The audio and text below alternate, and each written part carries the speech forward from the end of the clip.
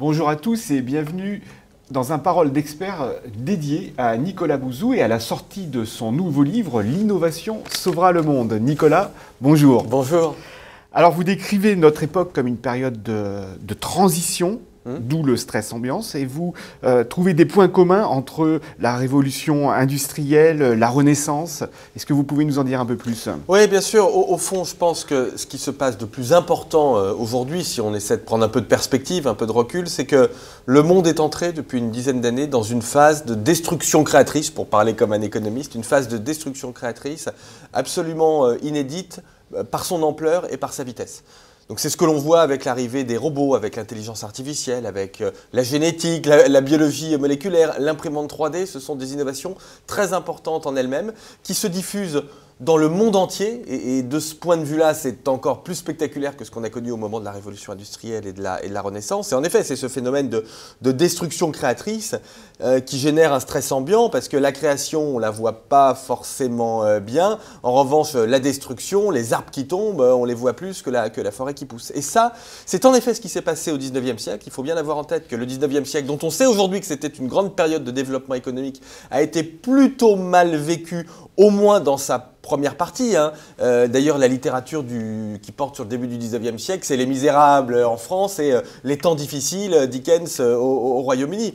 Et la Renaissance, c'est un peu pareil. Au fond, si je vous la schématisais un tout petit peu, je dirais qu'on a plus entendu au 15e siècle les copieurs, relieurs, enlumineurs que les imprimeurs. Les premiers, bien évidemment, étant affectés par cette innovation qui a été l'imprimerie. Donc c'est ça ce que l'on connaît aujourd'hui. Et il faut se dire, moi je le pense très sincèrement, que cette vague d'innovation, elle peut conduire à une amélioration du sort de l'humanité sans précédent. Alors, pour l'instant, en tout cas, la pensée économique la plus à la mode, c'est la stagnation, et là vous vous inscrivez en faux. Oui, alors ce sont les théories de la longue stagnation, défendues notamment par Robert Gordon aux États-Unis, qui ont toujours eu leur équivalent dans l'histoire. À chaque grande phase de mutation, c'est ce que je montre dans le livre, vous avez les théories de la grande stagnation qui reviennent. Et à mon avis, là aussi, pardonnez-moi, je schématise un peu parce que notre temps est compté, mais je pense que c'est un effet vraiment de myopie, si vous voulez, ces théories de la longue stagnation. C'est-à-dire que l'innovation, elle met du temps, elle met toujours du temps à conduire à de la croissance. Pour une raison que je pourrais d'ailleurs éclairer avec des exemples extrêmement concrets. Quand une clinique ou un hôpital achète un robot chirurgical, si on veut que cet achat se transforme en gain de productivité, il faut réduire considérablement le nombre de chambres, il faut augmenter la quantité de travail d'un chirurgien, il faut recruter des infirmiers et des infirmières. Bref, tout ceci est très compliqué. Et ça prend beaucoup de temps. Et donc vous avez toujours un laps de temps qui n'est pas petit entre l'arrivée des innovations et le fait que ça se traduise sous forme de productivité et de croissance. Et aujourd'hui, justement, on est dans cette phase transitoire. On les voit, les innovations, on voit l'intelligence artificielle, on voit les robots, mais on ne voit pas encore les gains de productivité. Mais l'idée de Gordon ou de tous ces économistes qui consiste à dire ces innovations aujourd'hui, elles n'ont pas d'impact sur la productivité et donc elles ne sont pas importantes, donc ce n'est pas l'équivalent de l'électricité ou du chemin de fer, à mon avis, mais c'est l'erreur la plus grosse qu'un intellectuel puisse commettre aujourd'hui. Alors la mutation, vous avez lâché le mot que vous prédisez, c'est la 5e mutation. On se croirait presque dans un film de science-fiction. Oui, mais c'est un peu ça. Alors, je pense qu'à l'échelle d'Homo sapiens, pas d'histoire de l'humanité, mais d'Homo sapiens, on a déjà connu 4 mutations. L'agriculture, le passage du paléolithique au néolithique, l'Antiquité, avec l'invention au fond de la mondialisation, le siècle de Périclès, la Renaissance, on en a parlé, et la révolution industrielle du 19e siècle, mais qui commence en réalité dans les années 1775.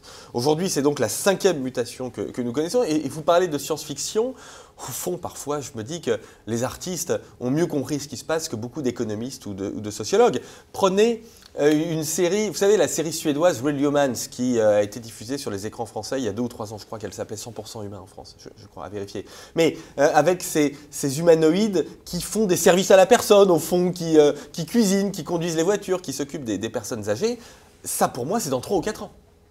Avec les débats économiques et éthiques, alors les débats économiques, quels sont-ils? C'est quelle sera la mutation du travail et des façons de travailler? Qu'est-ce qu'on va faire au fond pour compléter les humanoïdes? Ils vont nous prendre une partie de notre job, donc qu'est-ce que nous on va faire? Ça c'est la première question. Oui, parce que vous n'avez pas peur qu'on manque de travail. Mais non, mais on ne manquera jamais de travail. Pour une raison d'ailleurs qui est plus une raison philosophique et même ontologique qu'une raison économique, c'est le fait que il y aura toujours une différence entre un humain et une machine. Alors, peut-être que si je reviens dans 50 ans, si on fait encore cette émission avec l'intelligence artificielle forte, je nuancerai ça. Mais enfin, aujourd'hui, l'humain a des compétences, l'humain a une liberté, l'humain a des émotions que la machine n'a pas encore. Et donc, si vous avez une complémentarité ontologique, économiquement, ce sont des facteurs de production complémentaires. Pour le dire autrement, plus on achète de technologie, plus on a besoin d'humanité. De façon plus prosaïque, mais vous allez avoir des besoins en termes de main-d'œuvre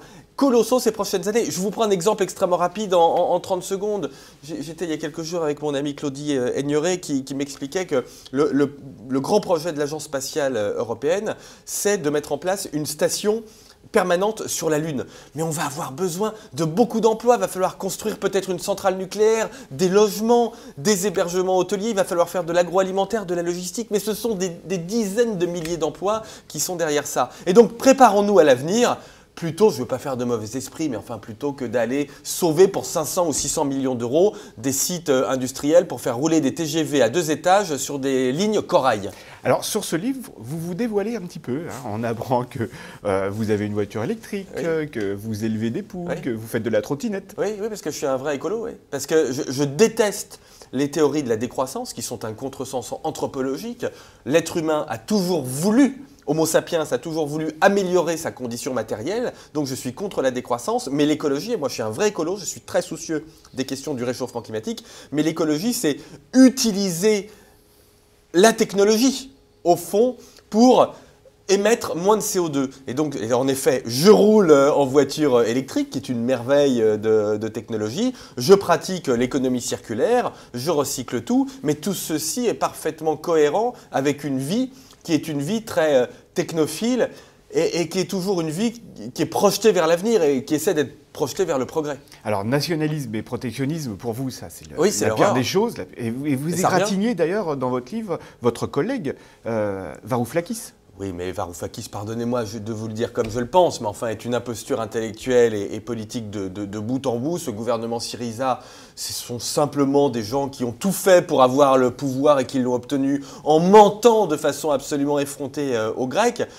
Plus fondamentalement, dans toutes ces périodes de changement très forts, vous avez une montée du nationalisme politique et du fondamentalisme religieux. Et si je voulais être extrêmement provoquant, je dirais qu'aujourd'hui, ceux qui apportent une réponse, fausse, mais ceux qui apportent une réponse aux perdants de la destruction créatrice, c'est l'extrême droite, le nationalisme, l'extrême gauche, qui leur dit on va vous protéger, on va tout nationaliser, et de façon beaucoup plus radicale, le fondamentalisme religieux, Daesh, qui leur dit ce monde est épouvantable, et il faut détester ce monde, et il faut même détruire ce monde.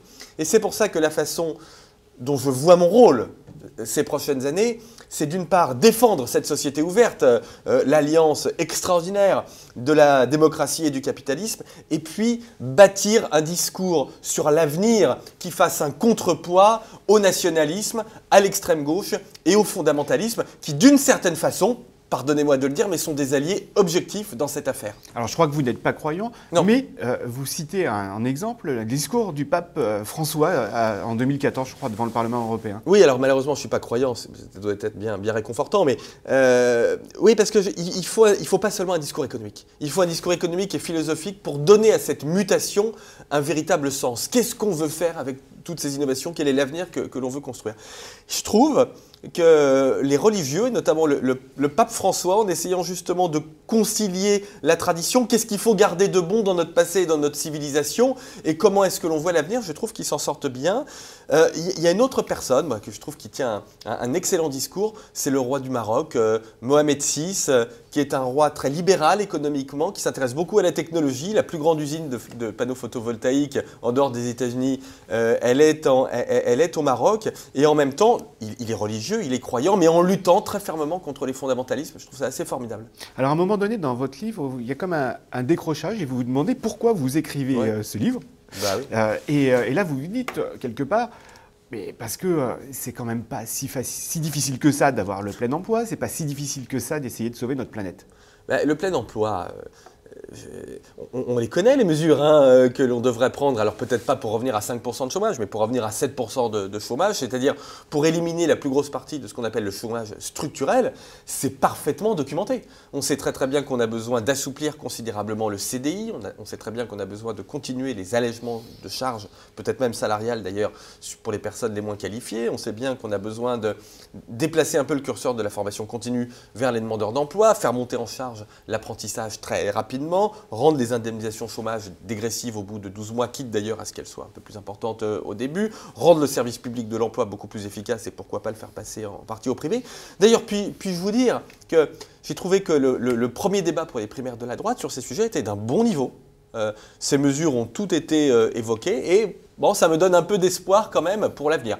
Question du réchauffement climatique, elle est un peu plus compliquée. On a un problème de réchauffement climatique extrêmement grave. Il faut absolument qu'on arrive à mettre en place des institutions au niveau mondial qui incitent les entreprises à investir encore plus dans les innovations qui permettront de lutter contre le réchauffement climatique. Ça veut dire de façon très concrète qu'il faut qu'on arrive, l'un des principaux objectifs politiques de ma génération, c'est que l'on arrive à mettre en place au niveau mondial un marché du carbone avec un prix du carbone qui soit élevé. Voilà, c'est pas la peine de faire de la politique industrielle de gribouille en investissant dans tel type de panneaux, dans tel type d'éolien. On a besoin d'un prix du carbone élevé.